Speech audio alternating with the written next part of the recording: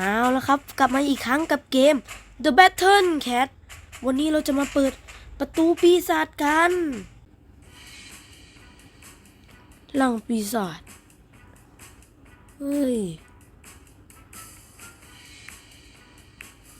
ข้าจะโจมตีป้อมเจ้าไม่ยอมไปเลยเกนหันจิบ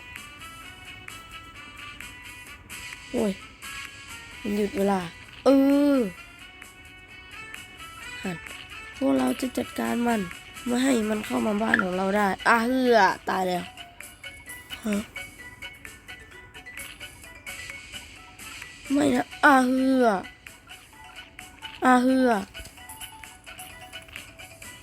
โหเฮ้ย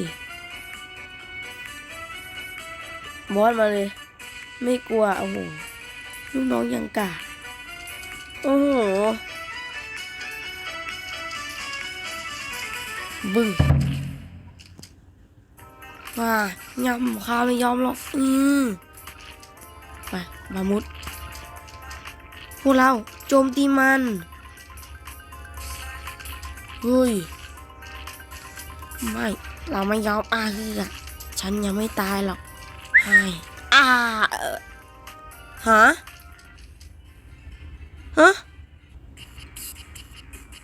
แมวแห่งความชั่วร้าย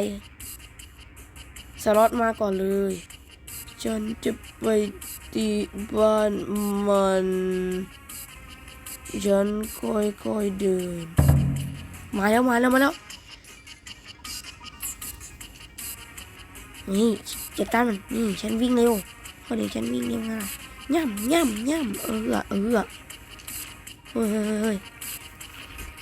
เฮ้ยไม่ใช่แล้วย่ำ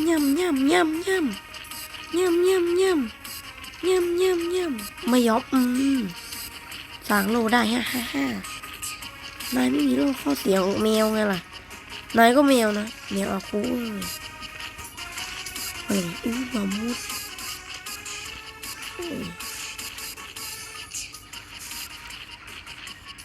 จัดการมัน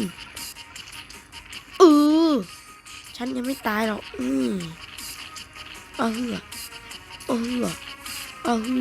ตายโอ้ no บามุดตายไปแล้วเหรอง่ายจังไม่ใช่ละเฮ้ยเริ่มแปลกจริงๆนะเนี่ยกาลุมาเลยพวกเราลุมมันข้ายังไม่ตายหรอกสล็อตแทงให้หน่อยเดินเลยก็พี่ไม่ไหวแล้วฉันช่วยเองยังไม่ตายหรอกยังโหดเฮ้ยพวกเรายังไม่ตายนี่ยังไม่ตายเฮ้ยย่ำมันดันมาตายง่าย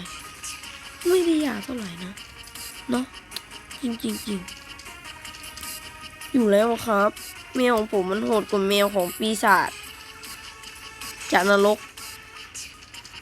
มามุดได้ไหมไม่ทันรับของรางวัล